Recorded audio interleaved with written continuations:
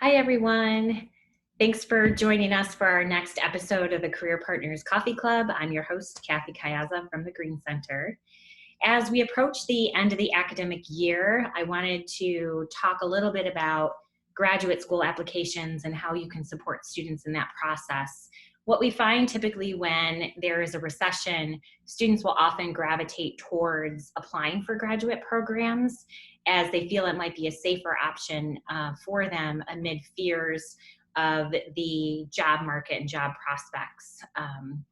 In addition, we're already starting to see many graduate programs who had previously closed their application cycles for the next year reopen those application cycles and also waive their application fees in a way to encourage individuals to apply for their programs.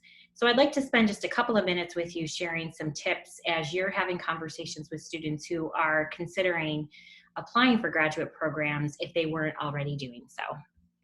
So I will share my screen.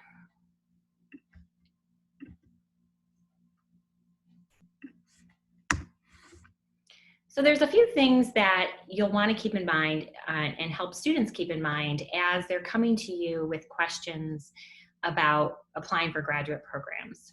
So the first thing is their interest in the subject matter. Typically, graduate programs can last, as we all know, 1, 2, or more years. And if students are going to commit that time, then they really want to make sure that they have a vested interest in that content area and that subject matter, because you want to make sure that the student is going to have an enjoyable experience. Furthermore, you also want to encourage the student to think about the value of the degree within the current market. If they haven't already spoken to industry professionals, they really want to ask, how is that credential seen and viewed within the industry or the profession that they're seeking? Help them think about folks within their own networks or folks within your network that you could potentially connect them with to ask those questions so that they go into it eyes wide open and really understand the value that the degree will bring to their professional credentials. And then also have the student think about the time to their degree versus the job market rebound. Although students may think that applying for a graduate program is a safer option as they get ready to graduate, the reality is we may see a rebound of the job market within just a few months within certain industry sectors.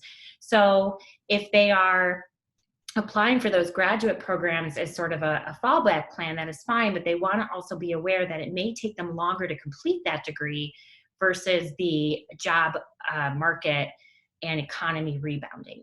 So just good things for you to have a conversation with students about as they are coming to you with these questions. Furthermore, students really rely on faculty and staff for support with the application process itself. So there's a few ways that you can do that. First and foremost are letters of recommendation. So oftentimes, graduate programs will require a letter of recommendation from a faculty. And so faculty members become a great source of support for students as they seek out these opportunities. And we recognize that everyone is busy right now, and it has been, we have a lot of things that are pulling us in a variety of directions. So there's ways that you can ask the student to make writing a letter of recommendation a little bit of a lighter lift for you. So some of those things include sending you a resume or a CV, sending you maybe a draft of some points that they would like you to address in their letter. So that really gives you a framework to start from, and you're not just drafting a letter from scratch to help you save some time. And then, of course, personal statements. Personal statements are a way for students to tell their story and to connect that story to the program that they're applying to and the goals that they hope that program will help them meet. So having another set of eyes, especially for folks who have an expertise in a content area, can really be a great benefit for students. Remember, these students are relying on faculty and staff who know them well, who can speak to their accomplishments and can really support and advocate for their applications to these programs.